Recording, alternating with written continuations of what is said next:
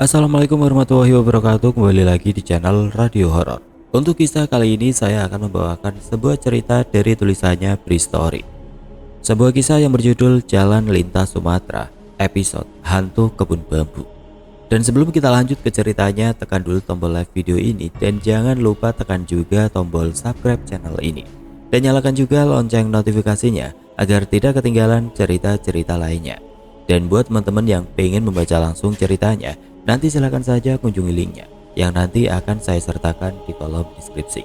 Dan seperti apa untuk kisah kali ini? Langsung saja kita masuk ke ceritanya.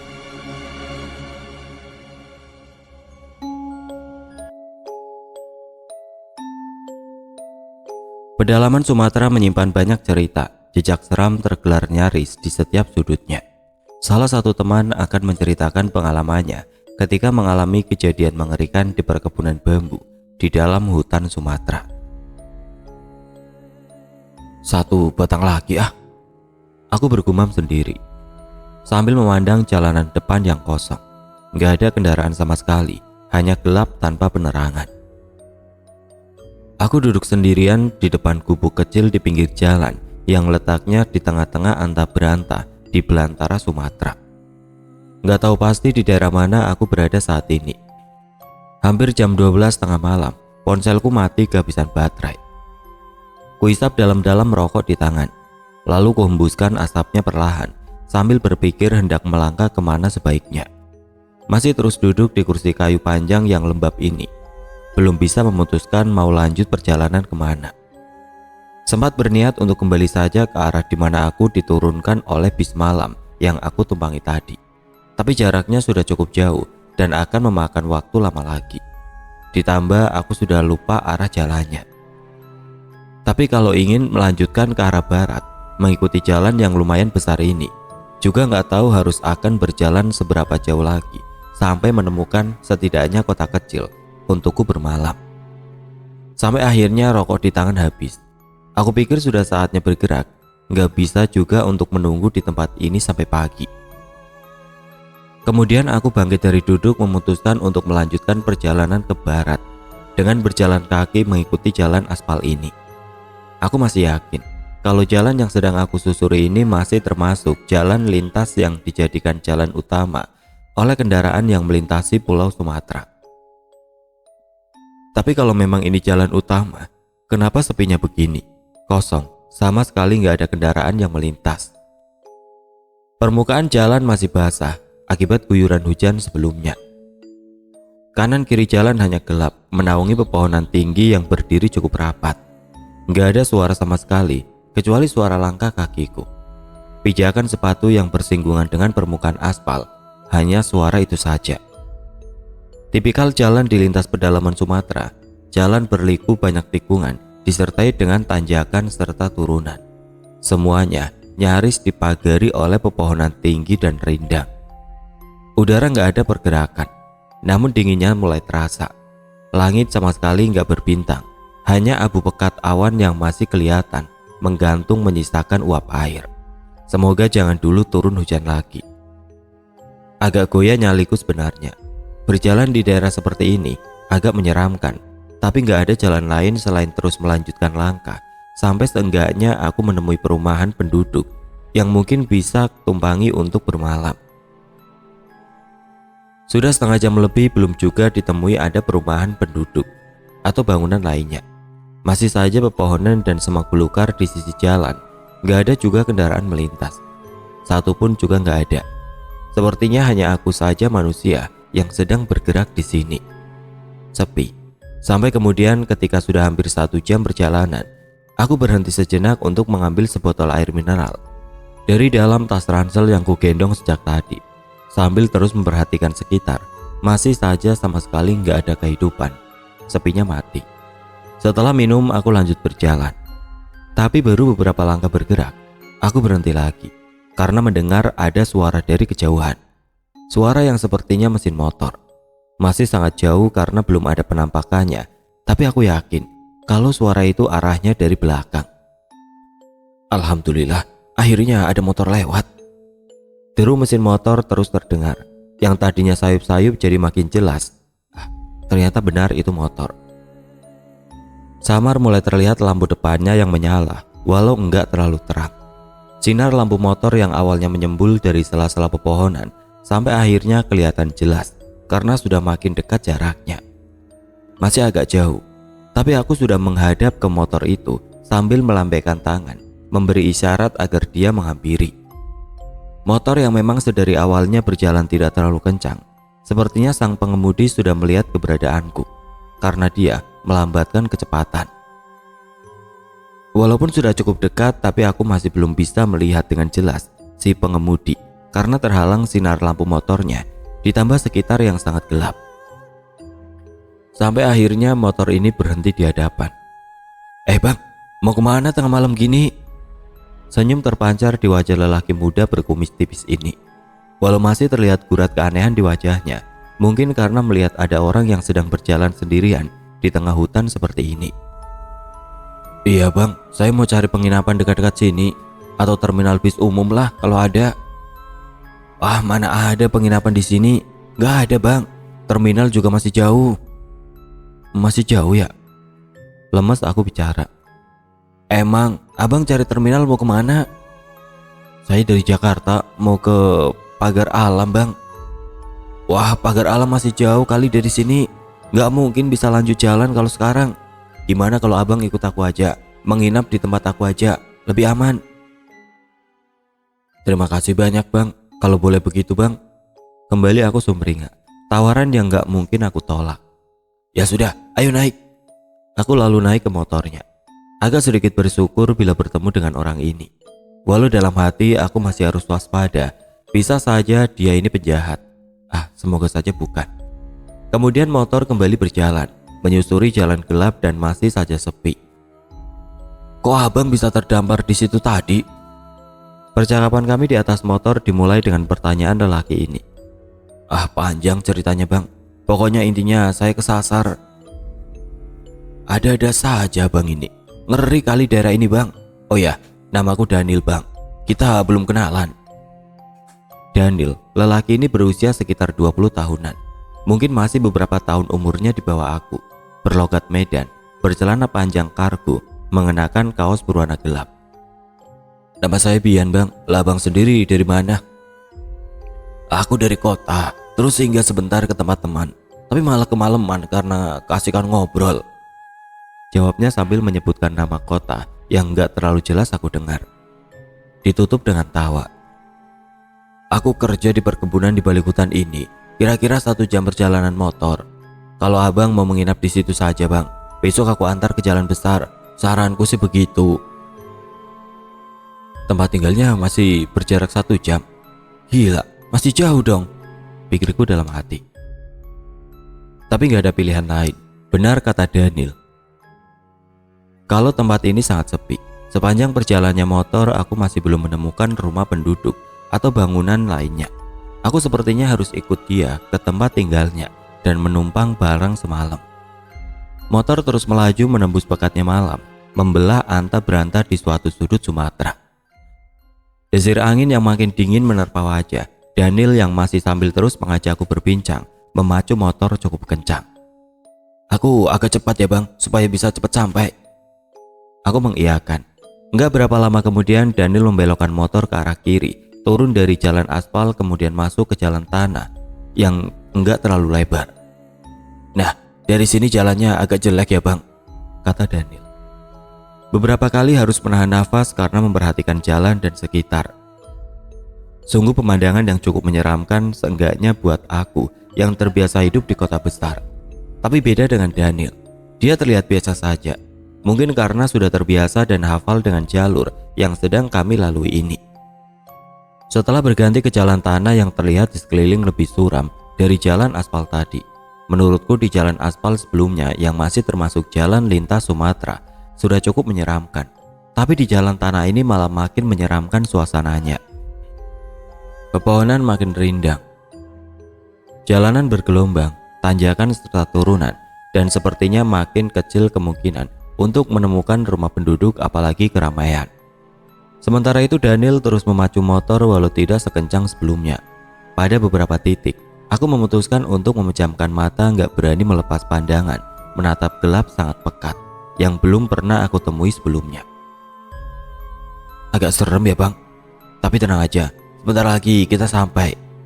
Daniel bilang begitu. Aku gak menjawab apa-apa, hanya bisa diam sambil mulai berdoa sebisanya. Pada kanan kiri jalan berbagai jenis pohon aku lihat, bukan hanya satu jenis. Jadi sepertinya yang sedang kami tembus ini adalah hutan belantara. Di tengah-tengah lamunan kengerianku tiba-tiba Daniel menghentikan motor. Ada apa bang? Jadi gini bang, aku mau ngambil jalan potong. Biasanya kalau sedang sendirian aku memilih lewat jalan memutar, jawab Daniel, yang tentu saja memancing pertanyaan dariku. Emang kenapa bang? Jadi jalan potongnya agak sedikit seram karena lewat kebun bambu. Jalannya kecil dan lebih gelap dari ini karena banyaknya pohon bambu, jawab Daniel. Jalan memutar lebih enak dan gak begitu seram, tapi jadi lebih jauh karena sekarang aku ada temen. Jadi gak apa-apalah kalau lewat jalan potong, sambung Daniel lagi. Oh ya udah bang, terserah bang aja. Saya kan gak tahu jalan. Baiklah kalau begitu kita jalan ya, ucap Daniel. Tapi sebelum jalan sejenak Daniel terlihat bibirnya komat-kamit membaca doa. Menambah ketakutanku saja. Lalu motor Daniel melaju. Derunya agak sekencang sebelumnya. Benar kata Daniel, kalau jalan potong ini jalannya kecil dan bergelombang. Lebih terlihat seperti jalanan orang, bukan kendaraan. Makanya motor jadi nggak bisa melaju cepat. Kali ini Daniel nggak banyak bicara. Dia fokus mengendalikan motor. Aku juga melihat kalau sedikit demi sedikit pohon bambu mulai muncul kelihatan. Satu persatu terlihat berdiri di pinggir jalan. Sepertinya kami mulai masuk ke perkebunan bambu. Seperti yang Dani bilang tadi. Ini ya bang, kebun bambunya, tanyaku ketika pohon bambu makin menguasai pemandangan sekitar. Iya, jawab Daniel pendek. Motor terus melaju, menyusuri jalan setapak yang kanan kirinya. Kali ini sudah dipenuhi oleh pepohonan bambu yang rapat. Tempat ini jauh lebih menyeramkan dari sebelumnya, aku bisa merasakannya. Cukup lama kami membelah menyusuri pepohonan bambu ini. Nyaris setengah jam kami terus disuguhi sesaknya batang bambu. Sampai ketika kami berhasil menemui jalan agak lebar, tapi masih jalan tanah. Syukurlah, aku sedikit lega, karena sepertinya kami kembali bertemu jalan utama. Udah aman bang, ucap Daniel. Sialan, aku kira Daniel ini gak ketakutan, ternyata sama sepertiku. Sebentar lagi sampai bang, Daniel bilang begitu ketika motor kembali melewati jalan yang sekitarannya bukan pepohonan bambu lagi. Berganti seperti semula dipenuhi oleh pohon lain yang tinggi besar dan rindang. Sangat berharap apa yang Daniel bilang itu benar. Aku sudah lelah fisik dan mental. Perjalanan dari Jakarta sejak kemarin sungguh menguras habis tenaga. Ingin rasanya merebahkan badan ini dan tidur lelap. Nah itu rumah kami bang, ucap Daniel dengan nada gembira. Benar, di kejauhan aku melihat ada satu rumah enggak terlalu besar yang berdiri dalam gelap, berdiri di tengah-tengah hutan belantara ini. Syukurlah, perjalanan ini ada akhirnya juga. Wah, bawa kawan kamu Nil. Seorang lelaki berumur 40 tahunan keluar dari kamar setelah kami masuk ke dalam rumah dan Daniel menyalakan lampu petromak di tengah ruangan. Lelaki itu terlihat baru bangun tidur dengan sarung masih menutupi tubuhnya. Iya bang, kawan baru. Ternyata Daniel gak tinggal sendirian di rumah ini. Kemudian kami duduk berbincang di ruang tengah. Jam sudah menunjuk ke pukul 2 pagi. Wah, bisa ya kamu sampai terdampar sendirian di jalan lintas yang sepi itu ya? Daerah rawan itu. Untung saja Daniel tampan ini menemui kamu ya. Ya, inilah rumah kami. Kecil dan jelek. Silakan kamu istirahat di sini. Besok kalau sudah siap, Daniel akan antar ke terminal di kota Pagar Alam. Lelaki ini bernama Dirman. Aku dan Daniel memanggilnya Bang Dirman. Dia berasal dari Bengkulu. Dan juga akhirnya aku tahu belakangan kalau Bang Dirman dan Daniel ini bukan hanya sekedar tinggal di rumah itu, tapi ternyata mereka sambil bekerja. Mereka berdua bekerja pada satu orang terpandang dan kaya raya di daerah itu. Tugas mereka adalah menjaga dan merawat tanah perkebunan luas milik orang terpandang itu. Cukup seru perbincangan kami. Walaupun baru kenal, tetapi Bang Dirman dan Daniel merupakan orang yang cukup senang berbincang.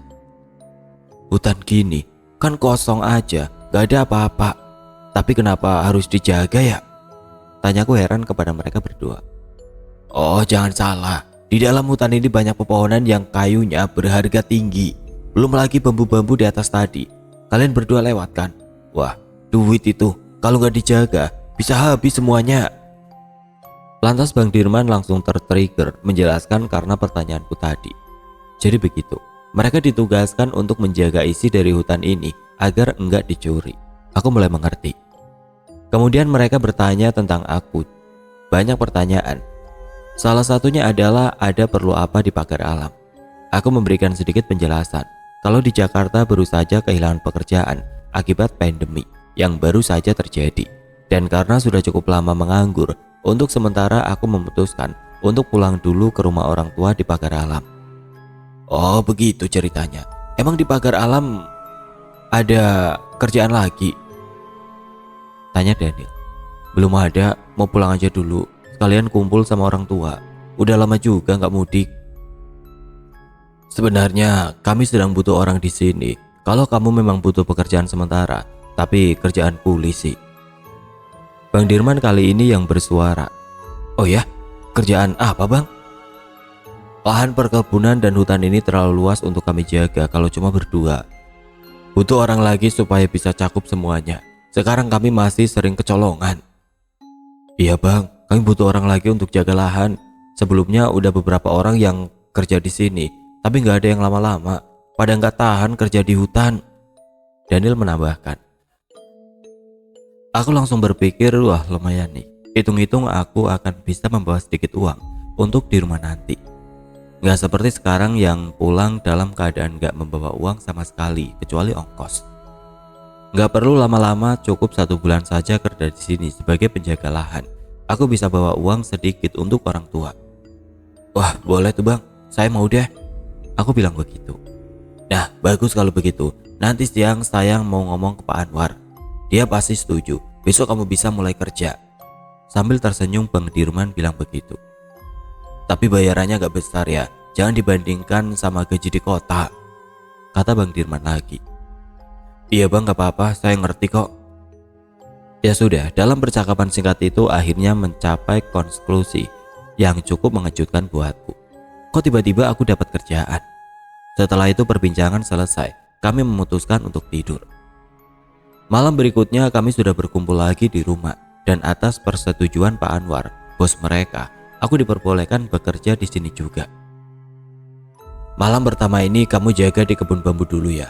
Daniel di kebun jati. Saya keliling patroli.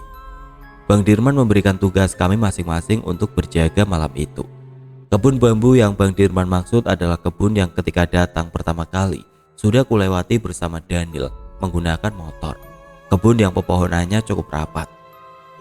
Sedangkan Daniel bertugas menjaga kebun jati yang jaraknya agak jauh dari kebun bambu menurut cerita mereka. Singkatnya, setelah perlengkapan sudah siap semua, sekitar jam 9 malam kami keluar rumah menuju perkebunan yang akan kami jaga. Tujuan pertama adalah kebun jati yang akan Daniel jaga. Jaraknya enggak terlalu jauh dari rumah. Setelah melewati jalan terjal dan berliku dengan berjalan kaki, kurang dari setengah jam kami sudah sampai. Ada satu gubuk bambu sederhana yang dijadikan semacam pos tempat kami berjaga nantinya. Gubuk ini enggak terlalu besar. Kira-kira hanya cukup untuk 4 atau 5 orang saja di dalamnya. Setelah berbincang sebentar di gubuk itu, kemudian aku dan Bang Dirman lanjut perjalanan menuju kebun bambu yang akan aku jaga. Sementara Daniel tinggal di kebun jati yang akan dijaganya malam itu. Nah, perjalanan menuju kebun bambu ini sedikit lebih jauh dan menantang. Karena beberapa kali kami harus melewati jalan menanjak dan sempit. Tapi walaupun terasa lama, akhirnya sampai juga.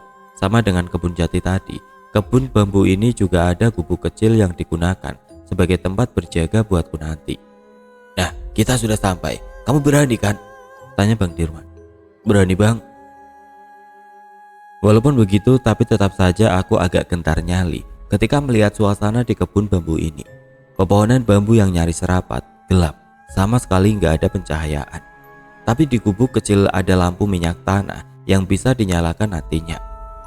Yang membuat nyaliku agak ciut ketika sadar kalau tempat ini jauh dari mana-mana. Jauh dari pemukiman apalagi keramaian. Sepi, enggak terkira. mungkin hanya kami bertiga manusia yang ada di dalam hutan belantara Sumatera ini. Tapi ya sudah, karena sudah terlanjur mengiyakan untuk mengambil pekerjaan ini, akan aku jalani saja sampai mana nantinya. Biar saya keliling dulu ya, habis itu ke tempat Daniel, baru kesini lagi. Tenang saja, saya nggak akan lama-lama, kamu masih baru kerja, nanti kalau udah lamaan, pasti akan terbiasa. Benar, ternyata sudah hampir jam 11, nggak terasa cukup lama kami berbincang. Iya bang, aman lah, semoga lancar malam ini, nggak ada apa-apa. Ya, pasti aman, jawab Bang Dirman. Setelah itu Bang Dirman berangkat meninggalkan aku sendirian. Dia berjalan menuju jalan setapak arah dari mana kami datang tadi. Dalam gelap aku melihat Bang Dirman berjalan menjauh sampai akhirnya benar-benar hilang dari pandangan. Maka dimulailah aku bekerja di tempat ini. Sendirian menjaga kebun bambu yang cukup luas, duduk di gubuk kayu dengan penerangan lampu minyak tanah yang pada akhirnya aku matikan juga. Sepeninggal Bang Dirman, aku hanya ditemani oleh suara-suara binatang malam yang bersautan. Selebihnya hanya senyap alam. Seram, iya agak gila. Udah sejam lebih Bang Dirman belum datang juga. Lagi-lagi ucapan kalimat kekhawatiran meluncur dari mulut. Jelas saja aku mulai cemas ketika sudah sedemikian lamanya Bang Dirman belum muncul juga. Ketenangan perlahan berganti. Desir angin merambah masuk ke sela-sela bambu yang menjulang tinggi, membuat batang-batangnya mulai bergoyang pelan. Awalnya gak ada suara sama sekali. Sekarang mulai terdengar batang bambu beserta dedaunan di atasnya yang bergesekan satu sama lain. Aku makin sering mengubah posisi duduk, gelisah juga agar sambil dapat terus memantau ruang terbuka di sekitar. Gelap, sama sekali gak ada penerangan. Penglihatan hanya terbantu oleh serpihan cahaya langit yang walaupun sedikit tapi bisa memantulkan objek pada retina mata. Gak bisa menyalakan lampu templok yang masih menyisakan sedikit minyak tanah di dalamnya. Aku gak mau menghidupkannya karena justru akan menyulitkan mata untuk melihat kejauhan kalau lampu ini menyala. Sekali lagi aku menyalakan rokok, coba mengurangi kegugupan dan kekhawatiran. Sial. Kok aku bisa sampai di sini? Kenapa aku mau ambil pekerjaan ini? Menggerutu sendirian menyesal dengan langkah yang aku ambil sebelumnya sehingga bisa terdampar di tengah-tengah hutan Sumatera di tengah malam mengerikan ini. Jam setengah 1 malam. Hampir 1,5 jam Bang Dirman masih belum juga kelihatan juga batang hidungnya. Bangsat, gue dikerjain nih. Kalimat umpatan lagi-lagi keluar dari mulut. Situasi mencekam seperti ini membuat waktu lambat berputar. Detik sangat perlahan untuk berganti menjadi menit. Menit yang satu tertahan berat untuk bergulir menuju menit berikutnya. Tapi setelahnya aku tiba-tiba menahan nafas sejenak, menajamkan pendengaran karena merasa ada yang berubah. Tiba-tiba semuanya diam, nggak ada lagi suara sama sekali, hening. Diamku lama, statis, nggak berani bergerak, memperhatikan semuanya. Sepertinya waktu benar-benar berhenti berputar. Ya, itu tadi. Putaran waktu yang sebelumnya terasa sangat lambat bergerak, kali ini malah seperti berhenti. Lalu tiba-tiba, srek. Pendengaranku menangkap suara seperti itu, tapi masih belum yakin kalau itu memang benar suara atau hanya halusinasiku saja. Srek. Kedengaran lagi. Benar, aku mendengar ada suara. Ternyata bukan halusinasi. Kali ini lebih jelas membuat aku jadi tahu arah sumber suaranya dari mana. Dari sebelah kiri gubuk. Aku lantas menoleh. Batang bambu berdiri rapat tapi masih menyisakan celah di antaranya. Jadi aku bisa memaksa mata untuk menerobos gelap dan mencari tahu sumber suara. Dari suaranya terdengar seperti gesekan antara benda dengan permukaan tanah yang dipenuhi banyak daun bambu yang sudah mengering. Bang Dirman? Memberanikan diri bersuara, aku memanggil nama Bang Dirman karena mulai yakin kalau suara itu adalah suara langkah kaki. Tapi gak ada jawaban. Walau sejenak suara itu berhenti setelah suara panggilanku. Srek. Tiba-tiba kedengaran lagi setelah belasan detik menghilang. Bang? Nekat aku memanggil sekali lagi, tapi sama saja gak ada jawaban. Suara itu kembali gak terdengar setelah aku bersuara. Srek. Srek. Kedengaran lagi, Bulu kuduku mulai merinding karena sepertinya aku melihat sesuatu di antara pepohonan bambu. Memincingkan mata, aku coba menajamkan penglihatan untuk menembus gelap penasaran. Setelah mata agak terbiasa, barulah aku bisa melihat objek tersebut walau masih samar. Ternyata seperti ada orang yang sedang berdiri dalam gelap. Meski agak terhalang oleh batang-batang bambu, namun aku masih bisa melihatnya cukup jelas. Ya, jaraknya sekitar 10 meter dari tempatku. Cukup dekat untuk memastikan kalau itu memang manusia. Dan aku bisa memastikan kalau itu bukan Bang Dirman atau Daniel. Karena sejak tadi aku memanggil gak ada jawaban. Keberanianku muncul terselip dalam pikiran kalau yang sedang aku perhatikan itu adalah pencuri. Dan aku ditugaskan di sini sebagai penjaga kebun. Kemudian aku raih lampu senter dan sebilah golok lalu bangkit dari duduk. Keluar dari gubuk berjalan menuju ke tempat orang itu. Lagi ngapain di situ? Ucapku sambil berjalan. Gak ada jawaban. Orang itu masih diam berdiri di tempatnya.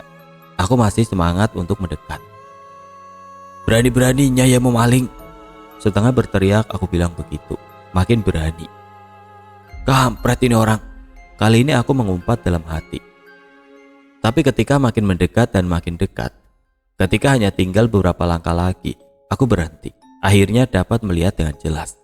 Ternyata sosok yang sedang aku dekati itu, ukuran tubuhnya agak beda dengan ukuran manusia normal.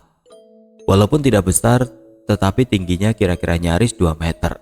Dan juga awalnya aku pikir karena dia berdiri dalam gelap, sehingga tubuhnya jadi masih terlihat hitam, seperti bayangan. Tapi salah, kami berjarak hanya sekitar 3 langkah saja. Aku berdiri diam sambil terus memperhatikan, mengurungkan niat yang awalnya ingin berteriak, membentak sekali lagi. Perlahan aku arahkan cahaya lampu senter ke tubuh sosok itu. Aku ketakutan. Lemas badanku, tulang-tulang seperti lepas dari engselnya. Tubuhnya hitam legam seperti hangus terbakar, tapi sama sekali nggak mengeluarkan asap. Benar, pikiranku sebelumnya. Kalau sosok ini tingginya nggak normal, setinggi 2 meter atau mungkin lebih. Lampu senter aku arahkan mulai dari kakinya, lalu perlahan terus ke atas menuju kepala. Dari sini aku sudah bisa melihat jelas. Semuanya sangat mengerikan. Tapi cahaya lampu senterku tertahan di lehernya.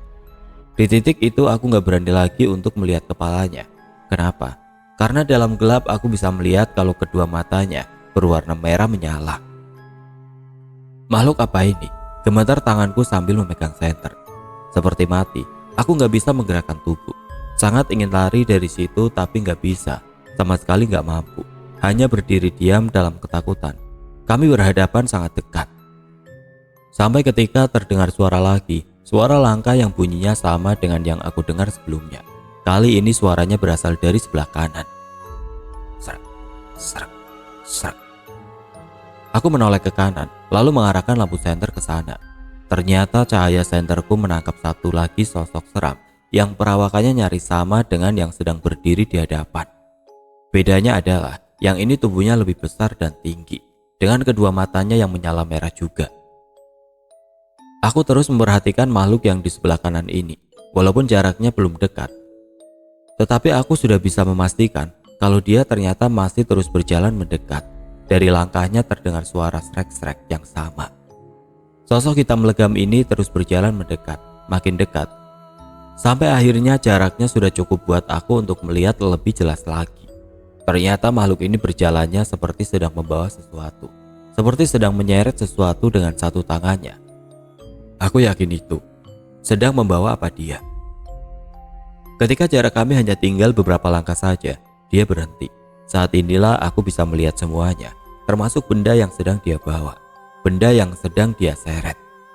Detik berikutnya entah mendapat energi dari mana, aku lalu mundur beberapa langkah, kemudian berlari menjauh, menembus pepohonan bambu. Akhirnya bisa melarikan diri. Aku ketakutan, panik, melangkah menerjang apapun yang ada di hadapan dengan tujuan pergi sejauh mungkin dari kebun bambu itu. Kenapa tadi aku panik? Kenapa tiba-tiba langsung melarikan diri? Karena tadi sebelum lari, akhirnya aku bisa melihat apa yang sedang dibawa oleh makhluk seram yang kedua. Ternyata sosok itu sedang membawa jenazah manusia berpakaian lengkap, namun tanpa kepala. Aku sangat ketakutan melihat itu semua. Selanjutnya aku terus berlari, enggak memperdulikan apa yang ada di belakang. mengikuti jalan setapak yang aku temui, terus mengikuti sampai pepohonan bambu menghilang, berganti pepohonan rindang lainnya. Biat!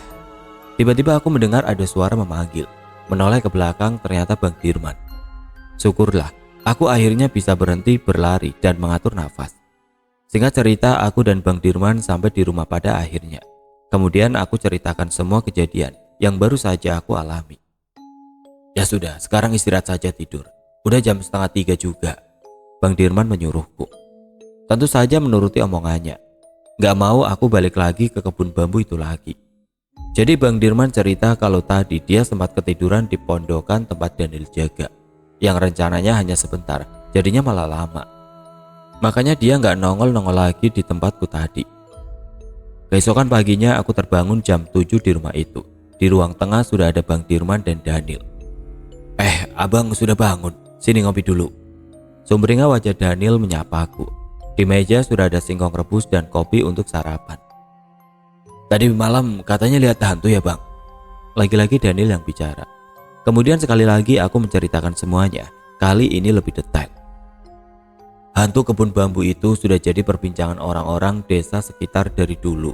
Emang seram sih, ucap Bang Dirman. Jadi gimana? Masih mau kerja di sini kan? Masa baru 2 malam udah nyerah? Lanjut Bang Dirman lagi. Enggak bang, makasih. Saya lanjut pulang ke pagar alam aja. Ya, aku memutuskan gak mengambil tawaran pekerjaan ini dan lebih memilih untuk melanjutkan perjalanan pulang. Gak akan tahan dengan teror yang mungkin akan aku alami lagi kalau tetap tinggal di tempat ini.